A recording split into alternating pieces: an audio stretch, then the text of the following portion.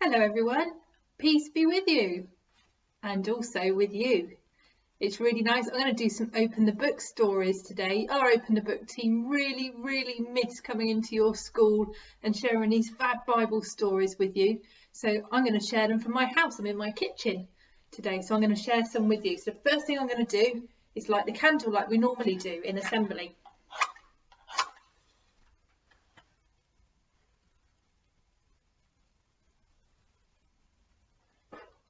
There we go. So I'm going to tell you a story today about a man called Paul. Now, he's sometimes known as St. Paul. You might have heard of St. Paul's Cathedral in London. That's named after him. Lots of churches are named after him. I wonder why. I wonder why he's so famous with so many churches named after him. I'm going to tell you a story from his life today. Now, in the story, there are some chains. And there's also an earthquake. So when it comes to the earthquake, you might want to join in and make some loud earthquake noises and rock from side to side. And do that to help the story if you want to. So at the start of today's story, Paul and his friend Silas have been thrown into prison for helping a slave girl to escape from a cruel master. I wonder why they'd do such a thing. Well, the cruel master used to make the girl tell fortunes for him and earn money. But she was sick, and when she got better, she didn't want to tell fortunes anymore. Her master was very angry because he couldn't make any money out of her, so he threw Paul and Silas into prison. What will happen to them now? I wonder. Will they get out of prison, or will things get even worse for them? Let's open the book and read Prison Praise. Paul sneezed.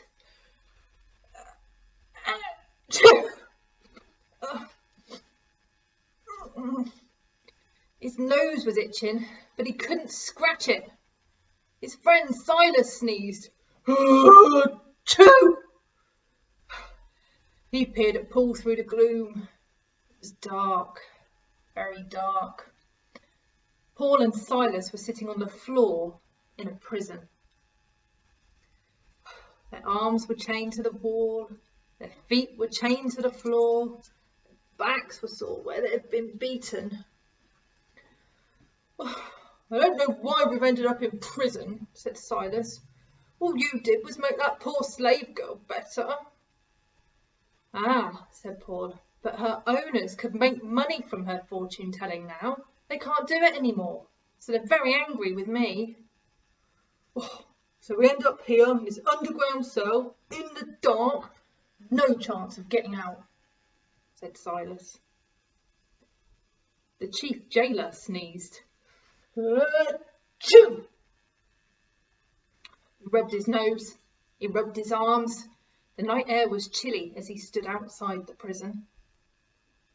Counted the prisoners, I've checked the bolts on their chains, I've put the bars on the doors. There's no way anyone is leaving this prison. No chance, he said. So he said good night to the other guards and went home, confident that they'd carried out his orders. So Paul and Silas sat chained to the wall in the dark, unable to sleep.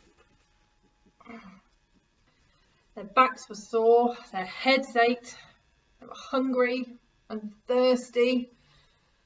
So what were they doing? Were they crying? No. Were they complaining? No. Were they shouting, "Let us out"? No. They were singing. Yes, singing. The other prisoners couldn't believe their ears. They could hear the singing. Who would be singing in a place like this? And what were they singing? Hymns. It sounded like they were singing praise to God, but in prison, all the prisoners listened as the singing went on and on. Kumbaya, my Lord, kumbaya.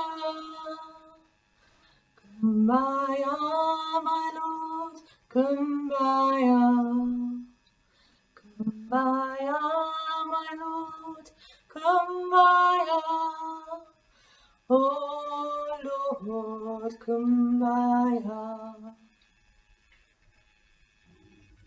Suddenly they heard another noise, a low rumbling.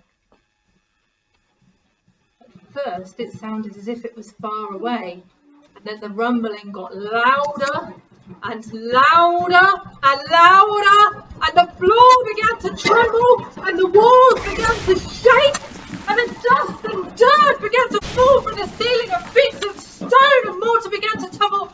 Everything was moving and shaking. It was an earthquake. The chains off the walls fell apart. Their hands and their feet were suddenly loose, and the doors fell open so the prisoners could escape. "Oh no!" shouted the jailer as he ran towards the prison. "Oh no! The prisoners will escape! I'll get the blame!"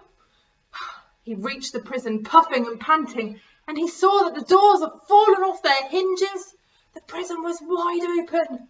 "The prisoners have run away!" he cried, fearing the worst. Then he took his sword and he was just about to kill himself, and Paul shouted, Don't kill yourself. It's all right, we're all here."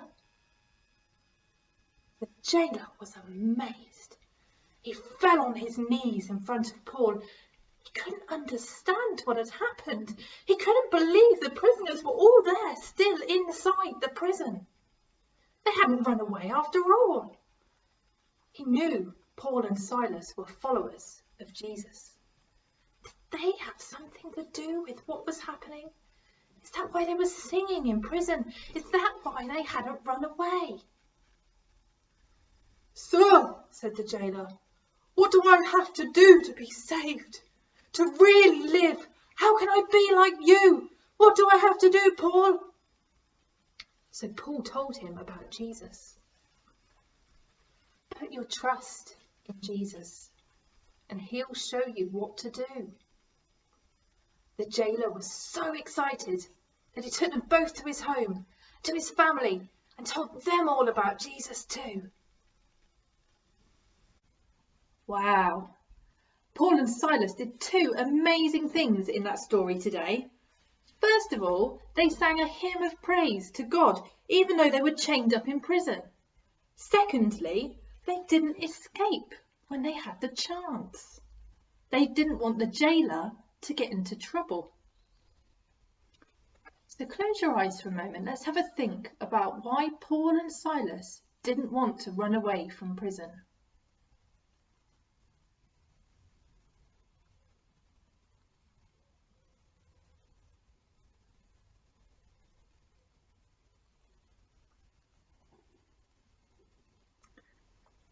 Paul and Silas knew that the jailer would be in trouble and might even lose his life if the prisoners escaped. So, for him, they stayed where they were.